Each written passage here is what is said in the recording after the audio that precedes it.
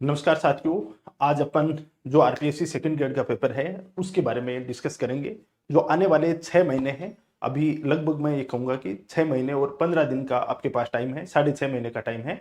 अपन 6 महीने की एक शानदार सी रणनीति बनाते हैं। उसके अंदर अपना क्या स्टडी प्लान हो, क्या मटेरियल अपन यूज ले सकते हैं, उनके बारे में पूरा का पूरा अपन प्लान करेंगे। जिसके अंदर अपन देखेंगे कि पर डे का क्या प्लान होना चाहिए, इसके साथ अपन देखेंगे मंथली वाइज क्या प्लान होना चाहिए, और लॉन्ग टर्म जो 6 महीने का ओवरऑल अपन को कितने दिन में सिलेबस करना है, कैसे कैसे करना है, उनके बारे में बेहतर तरीके से देखेंगे। यहाँ पे मेरा जो अप्रोच रहेगा वो कंप्लीटली मैं उस हिसाब से बताऊंगा कि एज ए मैं यदि प्रिपरेशन कर रहा होता और मेरा लेवल एकदम बेसिक से होता तो मैं किस प्रकार से कैसे कैसे कंटेंट को यूज करता, कैसे मेरा टाइम पीरियड पर डे का कैसे होता और मेरा मंथली वाइज कैसे होता, उस हिसाब से बताऊंगा। हो सकता है कुछ बच्चों को ये टाइम टेबल सूट ना बैठे, अपने हिसाब से आप अपना सेट कर सकते हो। किसी का हो सकता है एक साथ में वो 4-5 सब्जेक्ट लेके पढ़े, हो सकता है कुछ स्टूडेंट एक बार में एक सब्जेक्ट लेके पढ़े। वो आपकी अलग अलग अप्रोच हो सकती है, आपका अलग अलग दायरा हो सकता है। तो मैं आपको बताता हूं, ये आने वाला जो सेशन है वो लगभग 20 से 30 मिनट का होगा, जिसके अंदर मैं काफी सारी चीजें बताऊंगा। यदि आप फॉलो नहीं भी करते हो तो आपको काफी सारा इसमें बेनिफिट होने वाला है, ये इसमें तय है। मैं इसके अंदर बात करूं आपका जो पेपर फेस्ट है तो उसके लिए, तो उससे पहले अपन बात करते हैं कि आपके पास अभी कितने हैं। यानी आपके पास है अभी 6 माह। 6 माह का मतलब कितना होगा, 180 दिन है टोटल। आपके पास कितने हैं, 180 डेज हैं, वो एकदम से कंप्लीट वाले हैं। अब कुछ कहेंगे कि सर इसमें से 1 महीना तो वैसे मान लो, तो उन लोगों के लिए ये स्टडी प्लान नहीं है, वो इसको छोड़ के जा सकते हैं। मैं टोटल बता रहा हूं, 180 डेज हैं तो 180 डेज है। मैं ऊपर के जो 15 दिन है आपका 12 से लेकर 12 टू 18 जुलाई के बीच में, 12 टू 18 जुलाई के बीच में आपका क्या होने वाला है, ये पेपर है वो कंडक्ट करवाने वाली है आरपीएससी। तो ये ऊपर वाले दिन आपके छोड़ देता हूं, वो लास्ट टाइम का जो क्विक रिवीजन वाला टाइम रहता है वो उसमें आप शामिल कर सकते हो। 180 डेज की बात करें अपन, तो इन 180 डेज को अपन किस प्रकार से डिवाइड कर सकते हैं। इन 180 डेज की डिवाइड करें उससे पहले अपन थोड़ा सा सिलेबस के ऊपर चलते हैं कि आपके इसमें क्या क्या चीजें पूछी जाने वाली हैं। तो यहाँ पे आपका पूछा जाता है, एक तो राजस्थान का जीके पूछा जाता है, एक तो क्या पूछा जाता है, राजस्थान का जीके पूछा जाता है। और राजस्थान के जीके की बात करें तो इसके अंदर पूछा जाता है राजस्थान की ज्योग्राफी। यहाँ पे क्या पूछा जाता है, राजस्थान की ज्योग्राफी, राजस्थान की पॉलिटी। ज्योग्राफी के साथ राजस्थान की क्या पूछी जाती है, पॉलिटी पूछी जाती है। इसके साथ राजस्थान की क्या पूछी जाती है, आपको हिस्ट्री पूछी जाती है। राजस्थान की history, art and culture, art and culture पूछा जाता है। और राजस्थान का आपको क्या पूछा जाता है, करंट अफेयर पूछा जाता है। करंट अफेयर किसका पूछा जाता है, राजस्थान का ही पूछा जाता है। ये 4 पोर्शन हैं वो आपके राजस्थान के पूछे जाते हैं। और यहां से आपके क्या आते हैं, 50 क्वेश्चन आते हैं, यानी 100 नंबर के आपके जो पेपर है वो राजस्थान के जीके से पूछा जाता है। उसके बाद अपन इसके अंदर सेकंड वाला पार्ट की बात करें तो इसके अंदर पूछा जाता है आपको इंडियन पॉलिटी पूछा जाता है। Indian polity, Indian polity and IR, international relation दोनों पूछा जाता है। भारतीय राज्य व्यवस्था और अंतरराष्ट्रीय संबंध है वो पूछे जाते हैं। इसके साथ में आपको पूछा जाता है Indian geography, Indian geography plus यहां पे क्या पूछा जाता है, वर्ल्ड ज्योग्राफी भी पूछा जाता है। महाद्वीप और महासागर है, विंड सिस्टम है, उसके बारे में पूछा जाता है। इसके अलावा आपको पूछा जाता है इंडियन इकोनॉमी वाला पोर्शन। क्या पूछा जाता है, इंडियन इकोनॉमी। और इसके अलावा आपको मनोविज्ञान जो साइकोलॉजी वाला पार्ट है, साइकोलॉजी वाला पोर्शन है, ये कितने नंबर का पूछा जाता है, ये आपका 100 मार्क्स का पूछा जाता है। और इसमें से भी कितने आते हैं, 50 क्वेश्चन आते हैं। यानी 50% रोल है वो साइकोलॉजी और इंडियन और वर्ल्ड जो ज्योग्राफी है जीके है उसका है, और 50% है वो राजस्थान जीके का है। अब इसको अपन को टोटल 180 डेज हैं, उनको अपन को डिसाइड करना है कि किस प्रकार का अपना रोड मैप हो। 180 डेज आपके पास क्या है, 180 डेज हैं। अब 180 डेज हैं, 180 डेज हैं, उनको किस प्रकार से अपन डिस्ट्रीब्यूट कर सकते हैं ताकि बेहतर तरीके से अपन उन चीजों को तैयार भी कर सके, उनका प्रॉपर रिवीजन भी कर सके, उनके लिए टेस्ट भी दे सके। पूरा ऑल ओवर जो रोड मैप है वो अपन तैयार कर सकें। ऑल ओवर रोड मैप की बात करें तो सबसे पहले आता है अपने पास में राजस्थान ज्योग्राफी।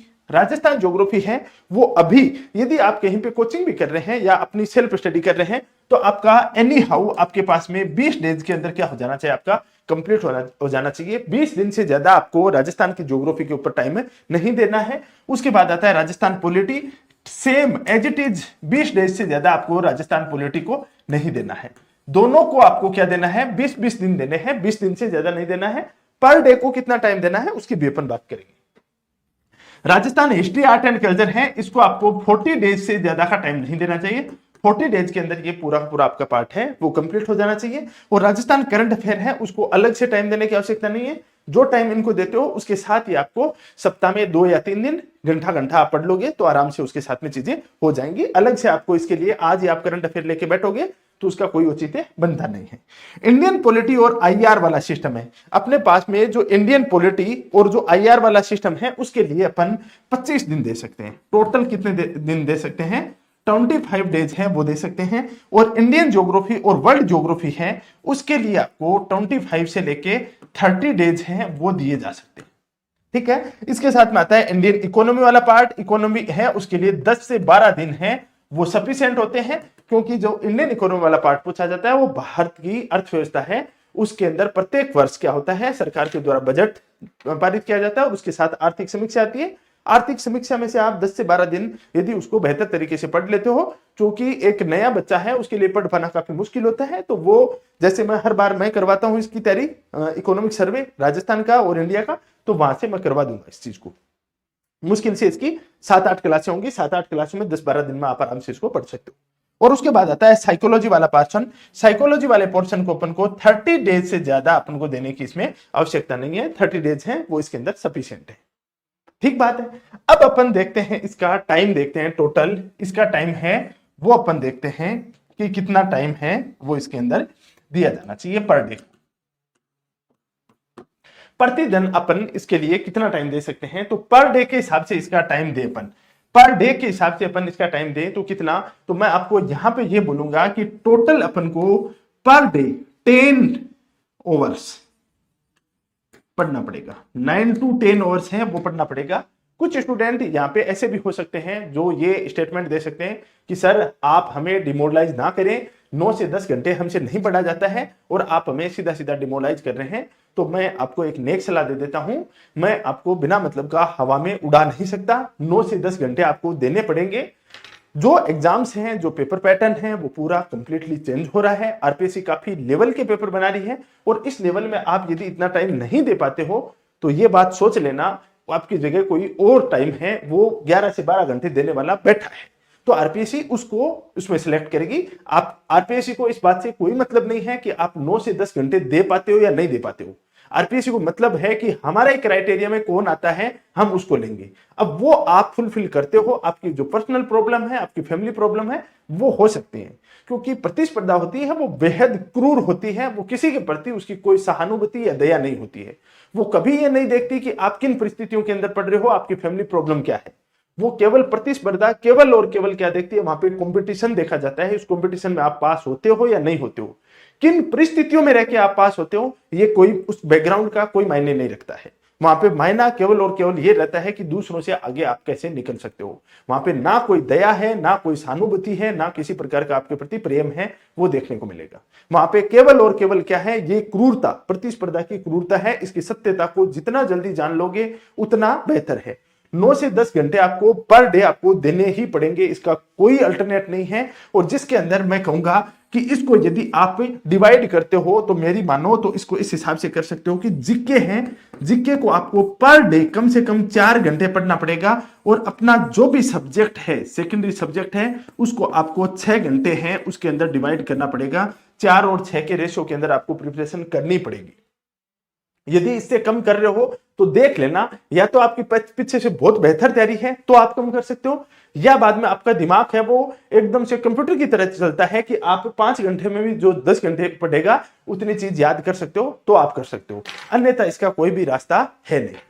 यहाँ पे अपन बात करें, ये 4 घंटे जीके और 6 घंटे अपन को क्या करना है, सब्जेक्ट पढ़ना है। तो अब मुद्दा यहाँ पे आता है कि सर ये टोटल डेज कितने होते हैं। इन डेज के अपन काउंट करें तो 20-20 40 और 40-40 80, 80 और 50, 8 5 13 130, 130 140 और 170, 170 टोटल क्या हो गए, 170 अपने क्या हो गए, डेज हो गए, 170 डेज हो गए। एग्जाम के अपने पास में कितने हैं, 180 डेज हैं। 170 डेज में तो अपना सिलेबस कंप्लीट हुआ है।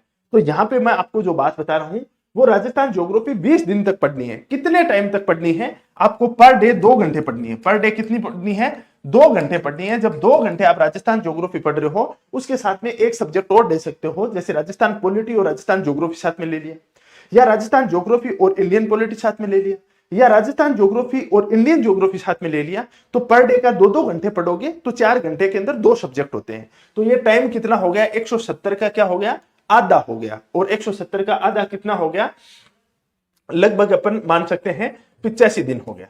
लगभग कितना हो गया, 85 दिन। मतलब 85 दिन के अंदर आपको ये सिलेबस कंप्लीट करना है। 85 दिन को अपन खींचें तो अपन 100 डेज तक ले जा सकते हैं। कुछ सब्जेक्ट हैं उसके अंदर अपन कई बार टारगेट बनाते हैं तो टारगेट थोड़ा आगे भी शिफ्ट हो जाता है। तो 100 डेज में अपन को एनी हाउ इस सिलेबस को कंप्लीट करना है। जनवरी में आप उठाते हो तो मैं मान के चलूंगा कि 15 अप्रैल तक आप इसका सिलेबस कंप्लीट कर लेते हो। तो फिर मई और जून के 2 कंप्लीट महीने प्लस जुलाई का कुछ टाइम बच जाता है। वो 2.5 महीने के अंदर आप जम के इतना अच्छी तरीके से इसका रिवीजन कर सकते हो। तो आपको पहले तो क्या करना है, 6 माह का प्लान है।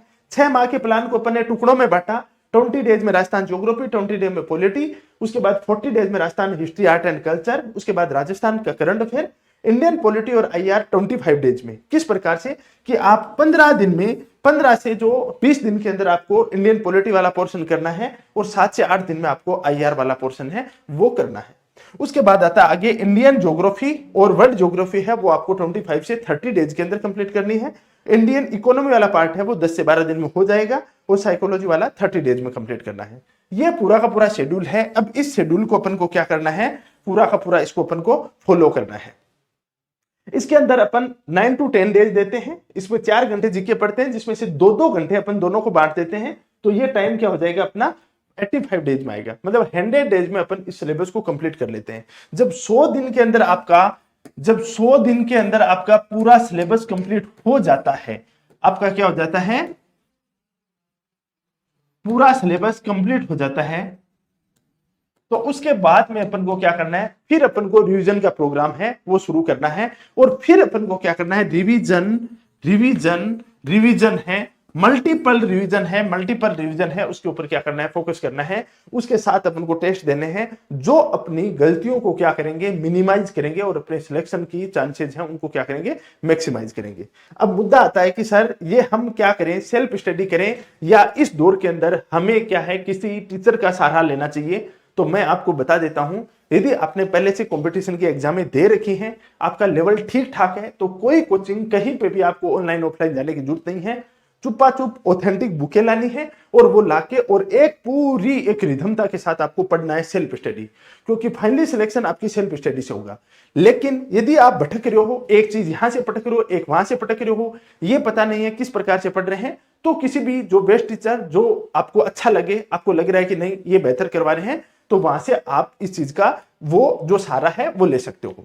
उस सहारे का आपको फायदा ये हो जाएगा, कई बार ऐसी चीजें होती हैं कि जो टोटल अपने 9 सब्जेक्ट हैं, 9 सब्जेक्टों में मान लो कि अपने 2-3 सब्जेक्ट स्ट्रॉन्ग हैं, तो उनकी कोचिंग ना लें। आप क्या करें, जो सब्जेक्ट कमजोर हैं उनकी कोचिंग ले लें। जैसे पॉलिटी में बच्चों की प्रॉब्लम आती है, वर्ल्ड ज्योग्राफी में प्रॉब्लम आती है, उसका मटेरियल नहीं मिलता है, तो वहां पे टीचर का सहारा ले लो, इसमें कोई बुराई नहीं है, क्योंकि टीचर है वो भी आपको बेहतर चीजें पढ़ के ही पढ़ाने वाला है। लेकिन एक शर्त होनी चाहिए, यदि किसी भी टीचर का या कोचिंग का सहारा लेते हो तो वहां पे टाइम पीरियड देख लेना, कितने टाइम पीरियड में आपका सिलेबस हो जाएगा। ऐसे नहीं कि आपको एग्जाम तक घिसीटे बगे, तो एग्जाम तक आप यदि उसमें घिसीटे जोगे तो उसका कोई बेनिफिट नहीं होने वाला है।